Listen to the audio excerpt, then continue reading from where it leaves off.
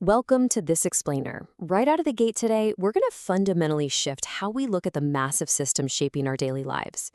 We are taking a really fascinating look at a framework that connects two things you might honestly never put together: the food on our plates and the artificial intelligence that is rapidly integrating into our world. For decades, we've kind of just operated under this assumption that eating right or using technology safely is purely a matter of personal responsibility.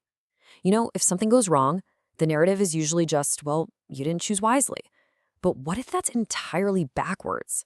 What if food and AI aren't just personal choices at all, but rather shared operating systems that desperately need totally new forms of governance?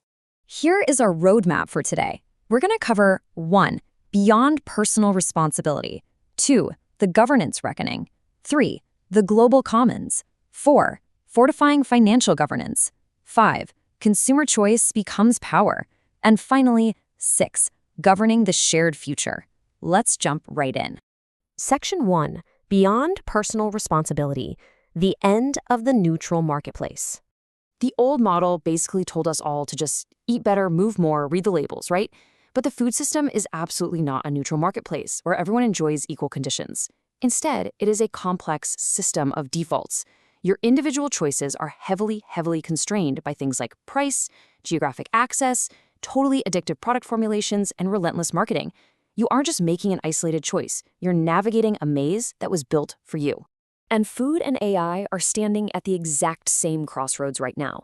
Impartially speaking, we're seeing major movements, like Make America Healthy Again on one hand, or the NOVA food classification system on the other, acting as massive structural signals.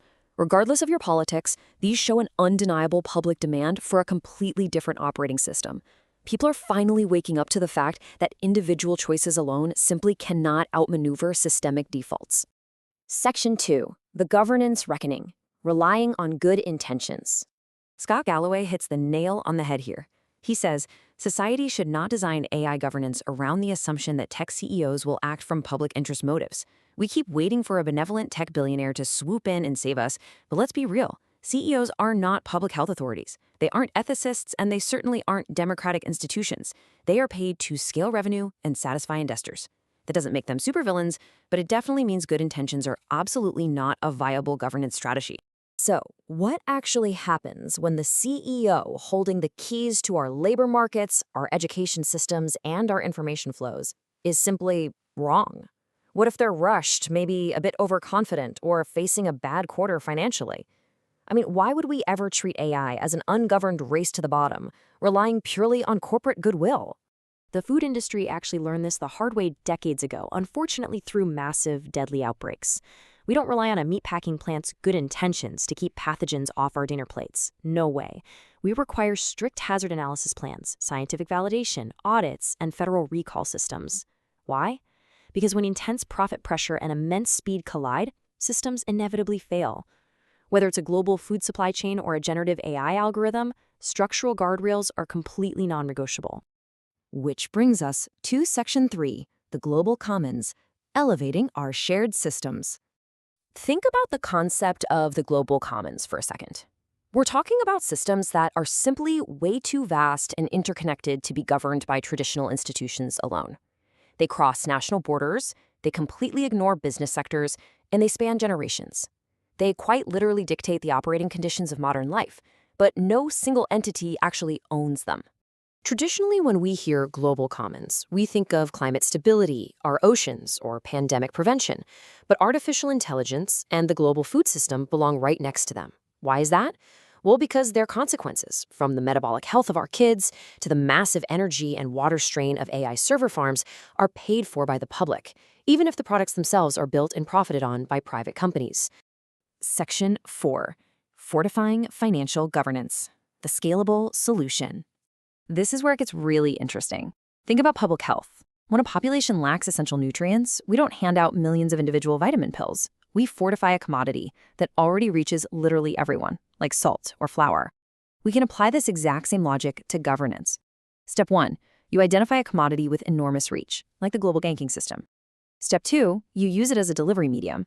And step 3, scale becomes automatic. We can use our omnipresent financial infrastructure to deliver what we call governance fortification. Because nearly all economic activity flows through financial payments, right? Credit card and banking transaction fees already vary based on financial risk. But imagine if we calibrated those transaction fees based on the risk a product poses to the global comments. The revenue generated from those slightly adjusted fees could directly fund restoration, stewardship, and shared governance. It's an elegant, massively scalable solution. Section 5. Consumer choice becomes power, from preference to infrastructure. So imagine if choosing a Global Commons compliant credit card meant your standard transaction fees automatically supported regenerative farming, mitigated deforestation, or demanded AI traceability. This is not just your traditional brand activism where you boycott one company and buy from another. You're actually creating new, hardwired governance pathways that force systemic changes. Your everyday choices literally become the new infrastructure. Section 6. Governing the Shared Future, an executive diagnostic. If you're a leader in food, tech, or policy, it's time for a diagnostic. Where exactly does public health risk enter your product design? Where does an AI's output become a legally accountable decision rather than just a friendly suggestion? Is institutional trust a measurable operating asset on your balance sheet, or is it just a PR problem you manage? If an organization cannot clearly answer these questions, they are merely describing the commons. They aren't actually governing it. And here's the reality check. The next era is not going to be defined only by who can produce more, process faster, or optimize cheaper. We have to remember that the failures of AI and food accumulate across our physical bodies, our ecosystems, and our generations. This means economic efficiency alone is a failure. We simply cannot defend a system just because it's cheap if it fundamentally degrades the shared commons we all rely on to survive. Food and AI are absolutely no longer just products sitting on a grocery shelf or apps living on your phone. They are shared operating systems that will dictate our future. So the ultimate question is, are you ready to help govern them, or will you just accept the defaults? Our collective survival really depends on realizing that governance can no longer be an afterthought. Thank you so much for diving into this explainer with me. Keep questioning the systems around you, and I'll see you next time.